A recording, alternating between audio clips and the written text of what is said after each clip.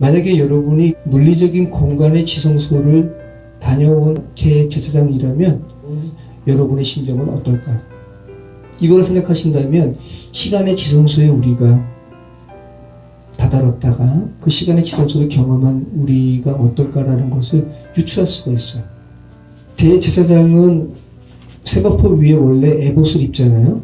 또 흉패도 있고 하여튼 화려해요. 그런데 대속죄일에 지성소에 들어갈 때는 에봇 입지 않아요. 그냥 정결을 상징하는 세마포 흰 옷을 입고 들어가요. 그것만 보더라도 여러 가지 분위기가 다릅니다. 자, 지성소 앞에 아무 때나 들어오지 말라. 그리하여 죽지 않도록 하라. 그러니까 조심해야 된다는 거죠. 하나님께서 계신 곳이니까. 그죠? 죄 부분이 해결이 돼야 돼요. 이는 내가 구름 가운데서 속죄소 위에 나타남이니라. 아론이 성소에 들어오려면 수송아지를 속죄 제물로 삼고 숫 양을 범죄물로 삼고 거룩한 세마포 속옷을 입으며 세마포 속바지를 몸에 입고 세마포 띠를 띠며 세마포 관을 쓸지니 이것들은 거룩한 옷이라 물로 그의 몸을 씻고 입을 것이며. 자, 관마저도 세마포 관이래요. 그러니까 온통 몸을 흰 정결한 천으로 감싸고 들어가는 모습이죠. 또 곱게 간 향기로운 향을 두 손에 채워가지고 휘장 안에 들어가서 여호와 앞에 분향하여 향연으로 증거계 위 속죄소를 가리게 할지니 그리하면 그가 죽지 아니할 것이며. 자, 한번 이미지를 자꾸만 이렇게 연상해 보세요. 이게 문장으로 쓰여졌지만 여호와 앞에 분향하는 거예요. 그래서 향연으로 속죄소 앞 자기를 가리는 거예요. 그 이유는 자기가 죽지 않도록. 그러니까 죄된 존재를 향연으로 이렇게 가려야 할 정도로 지성소는 거룩한 곳이라는 거예요. 그죠? 분향하는 연기로, 분향하는 향연으로 그 속죄소를 가리울 정도로 사람은 하나님의 임재를 대면에서 볼 수 없는 존재라는 거. 자, 23절. 아론은 회막에 들어가서 지성소에 들어갈 때 입었던 세마포 옷을 벗어 거기 두고 거룩한 곳에서 물로 그의 몸을 씻고 자기 옷을 입고 나와서 자기의 번제와 백성의 번제를 드려 자기와 백성을 위하여 속죄하고 속죄 제물의 기름을 제단에서 분사할 것이요 염소를 아사셀에게 보낸 자는 그의 옷을 빨고 물로 그의 몸을 씻은 후에 진영에 들어갈 것이며. 자, 계속 보세요. 죄가 주 앞에 얼마나 처리되어야 함을 지금 계속 말씀하시죠. 죄와 관련된 모든 것은 다 처리되어야 되는 거예요. 빨고 몸을 씻고 그 정한 사람들도 또 다시 와서 몸을 씻고 진영에 들어가고. 자, 여러분이 대제사장이 되셔서 이같이 1년에 한 번 있는 대속죄일에 지성소를 출입한 경험을 한 그 사람이라면 어떤 마음이 들까요? 계속 강조하잖아요. 향연을 피워 죽지 않도록 하라. 그러니까 지성소에 들어가는 대제사장은 나 여기서 죽을 수도 있겠다. 왜? 죄 가득한 존재니까. 이런 두려움 가운데, 그죠? 주 앞에 마땅한 경외감 가운데 그곳에 들어갔다 나오는 거 아니에요? 그러면 그 대제사장은 그 이후에 삶을 어떤 삶을 살게 될까요? 나 이제 갔다 왔으니까 이제 막 살아야지 이런 마음 될까요? 아니죠. 주님의 거룩한 임재를 경험한 사람은 얼마나 그 삶을 정말 주님을 의식하며 살 수밖에 없는 거죠. 자, 성경은 여러분을 뭐라 그래요? 왕 같은 제사장. 그죠? 여러분이 모두 대제사장이신 예수님과 연합되어서 어디까지 들어가셔야 돼요? 지성소까지. 자, 현재 여러분은 출애굽 시대에 이 물리적인 성막을 재현한 그 지성소를 다시 만들어서 그곳에 이렇게 들어가는 경험을 하게 하잖아요. 그죠?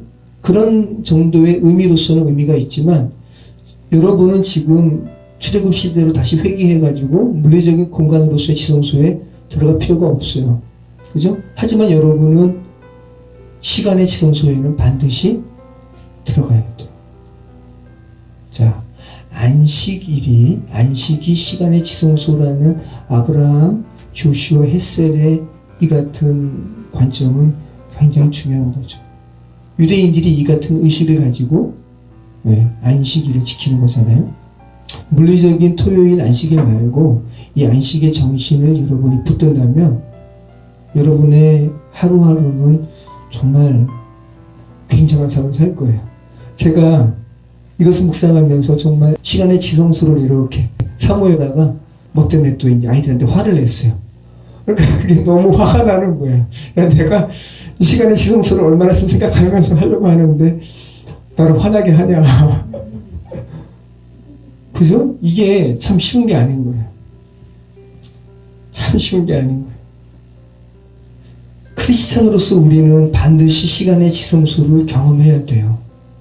일주일에 딱 한 번이 아니라 매 순간이 그렇다면 너무 감사한 것이고, 하나님께서는 여러분이 시간 속의 지성소를 경험하기를 원하시고 그 경험으로부터 나오는 실제적인 삶을 살기를 원하세요.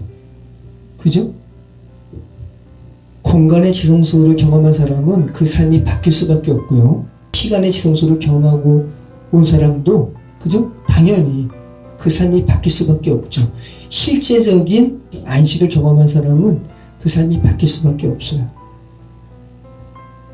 그리고 그렇게 여러분이 경험한 시간 속의 지성소의 경험은 그 사람으로 하여금 그가 딛는 공간을 거룩하게 바뀌게 하고, 그가 관계 맺는 사람과의 관계도 그 전과의 관계와는 질적으로 다른 그런 관계성으로 안내하죠.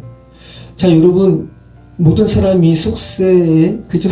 우리가 이렇게 거룩함을 추구하지만 죄된 세상에서 부딪히다 보면 또 다시 화를 낼 수밖에 없고 분을 바랄 수밖에 없지만, 그렇다고 해가지고 나 이제 이런 분을 바라는 이 속세를 끊고 산으로 들어갈래, 수도원으로 들어갈래.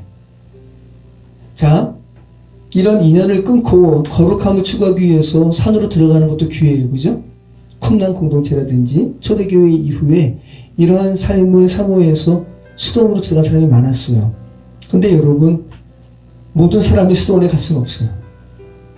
그리고 어쩌면 하나님은 그렇게 물리적으로 이러한 요동치는 이 공간과 단절된 그런 곳에 들어가는 사람의 삶만 귀하게 보시는 것이 아니라, 어쩌면 하나님께서는 이렇게 요동치는 이 세상 속에서 물리적으로 구분된 속세와 절연한 그 산 속에서의 삶을 추구하는 사람이나 또 수도원 속에 거하는 사람과 삶만 주께서 귀하게 보시는 것이 아니라, 물리적으로 계속 도전받는 이렇게 죄 가득한 이곳에서 지성소를 경험하는 여러분의 삶을 더 귀하게 보실지도 몰라요.